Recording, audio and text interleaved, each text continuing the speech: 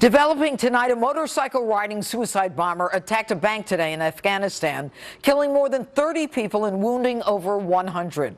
The country's president said ISIS claimed responsibility for the attack.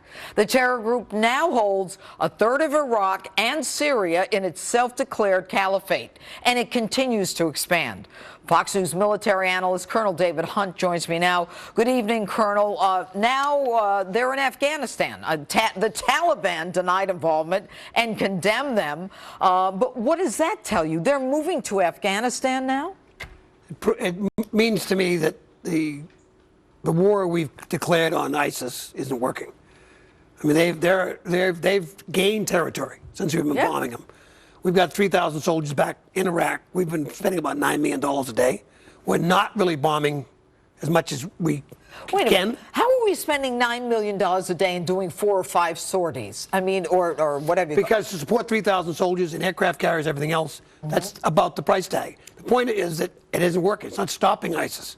They're getting more territory in Iraq, as you said, more in Syria, and now they're moving into Afghanistan. Oh, okay, but let's talk about Iraq. Okay, we keep hearing about Ramadi. We're getting it. ISIS is getting it. The Iraqis are getting it. I mean, what is the significance of Ramadi? What is that all about? It's the center of western Iraq, the Al-Anbar province, which is important, but more importantly, it shows that ISIS is gaining territory while we're bombing them, which means the bombing we're doing isn't working. Well, okay, so they start out, ISIS, as a JV team. Then the big United States comes in, and they're getting bigger. They're getting bigger than before. Now, what I found amazing was that Martin Dempsey said that Ramadi, that you just talked about, doesn't make a difference. And John McCain then comes out and he says something that was stunning. He said that Martin Dempsey is one of the reasons that we're in the situation we're in today because of his lack of either knowledge or candor, honesty, about the situation. And he's done great damage. Wow. This is the chairman of the Joint Chiefs of Staff. Right. The senior general in the military, who's made a statement like he did, which says, Ramadi's not important, brick and mortar not important, just killing ISIS. It's embarrassing that a uniformed officer would say that. The chairman is a political animal anyways, but this is beyond the pale.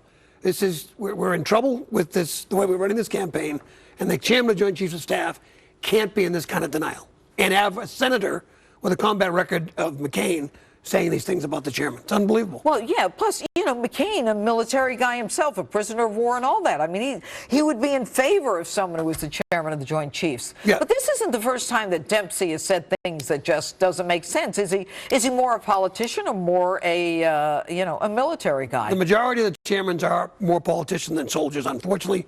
And you're referring, of course, to Benghazi, right, which got him still in a lot of hot water.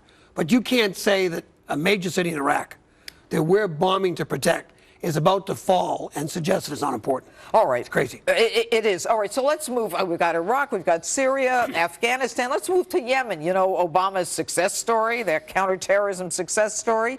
And what we've got now is Al-Qaeda is now making advancements in Yemen while Iran supports the Houthis and Saudi Arabia. What is going on there?